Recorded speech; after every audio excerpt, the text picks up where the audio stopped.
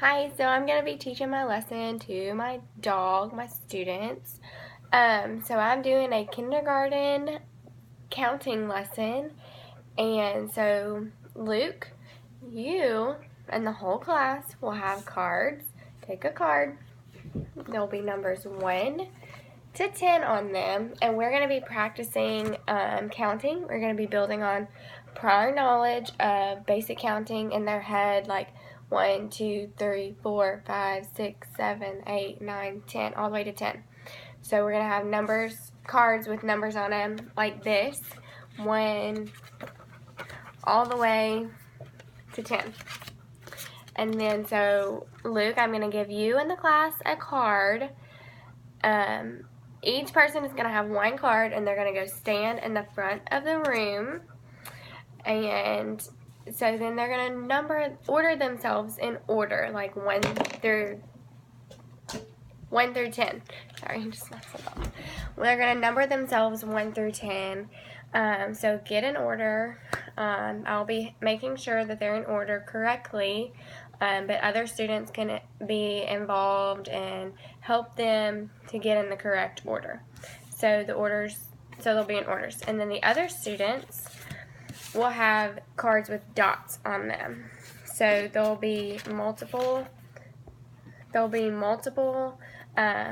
dots on each one.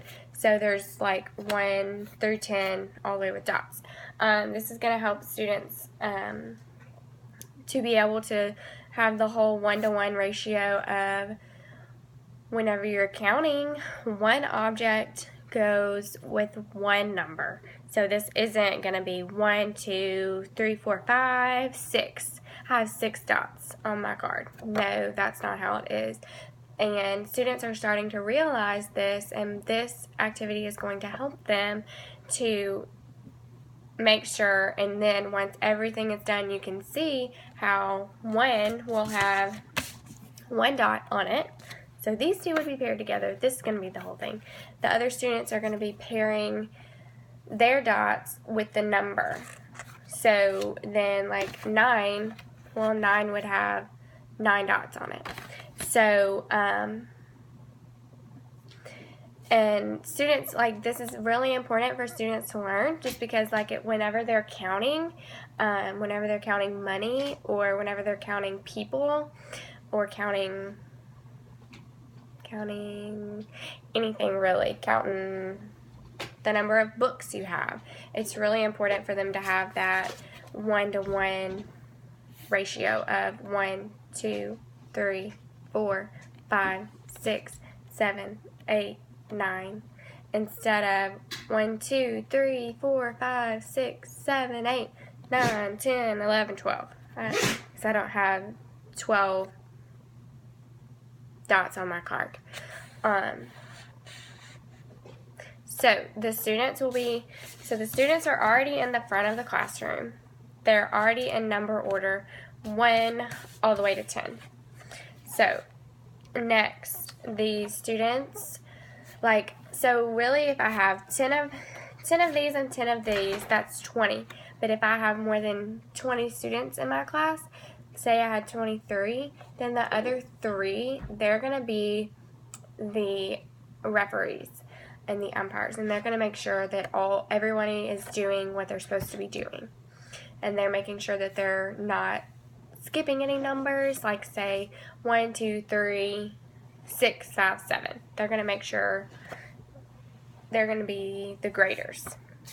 So everybody has, all of the 1 through 10s have one of these cards, and so then the people with the dot cards will go stand.